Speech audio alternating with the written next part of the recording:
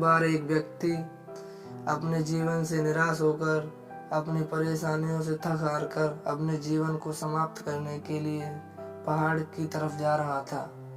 वहां जाते हुए एक साधु ने उसे देखा और साधु उसकी ओर चल दिए।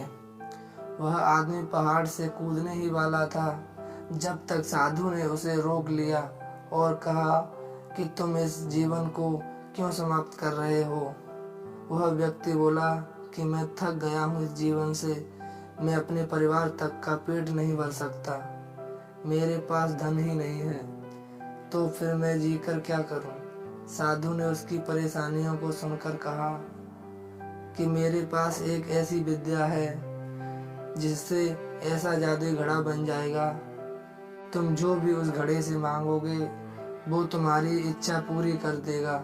लेकिन जिस दिन वह घड़ा फूट गया, उसी समय जो कुछ भी उस घड़े ने तुम्हें दिया होगा और जो कुछ भी तुमने उससे मांगा होगा वो सब कुछ गायब हो जाएगा। तुम मेरी 2 साल तक सेवा करो तो वह घड़ा मैं तुम्हें दे दूंगा, और अगर तुम मेरी 5 साल तक सेवा करो तो मैं तुम्हें उस घड़े को बनाने की विद्या तुम्हें सिखा दूंगा। बोलो तुम क्या चाहते हो। वह व्यक्ति बोला, महाराज मैं तो आपकी 2 साल तक ही सेवा करूंगा, मुझे तो जल्द से जल्द वह घड़ा चाहिए ताकि मैं अमीर बन सकूं। मैं उसे बहुत ही संभाल कर रखूंगा, कभी फूटने ही नहीं दूंगा। इस तरह उस व्यक्ति ने साधु की 2 साल तक सेवा की और वह घड़ा प्राप्त कर लिया। घड़ा प्राप्त करने के बाद वह घर पहुंच गया। उसने घड़े से अपनी सारी इच्छाएं पूरी करना शुरू किया।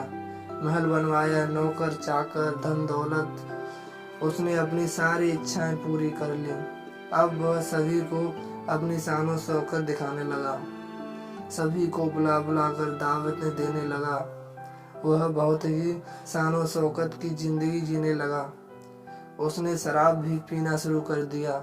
एक दिन वह नशे में घड़ा सर पर रखकर नाचने लगा और ठोकर लगने से घड़ा नीचे गिर गया और फूट गया। घड़ा फूटते ही सब कुछ गायब होने लगा। वह आदमी अब जोर जोर से रोने और चिल्लाने लगा। अब वह आदमी सोचने लगा कि काश मैं जल्दबाजी न करता और घड़ा बनाने की विद्या भी सीख ली होती, तो आज मैं फिर से कंगाल न होता।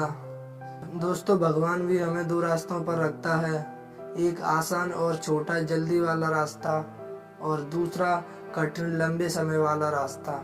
साधु ने इस घड़े के माध्यम से उस व्यक्ति को बहुत बड़ी सीख दी है।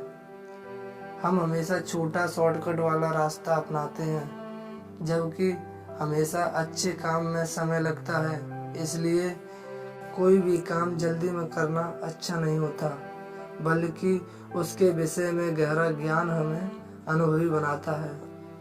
मित्रों, कहानी थोड़ी सी भी अच्छी लगी हो तो कृपया मेरे चैनल को सब्सक्राइब करें और वीडियो को लाइक करें। जय हिंद, जय भारत।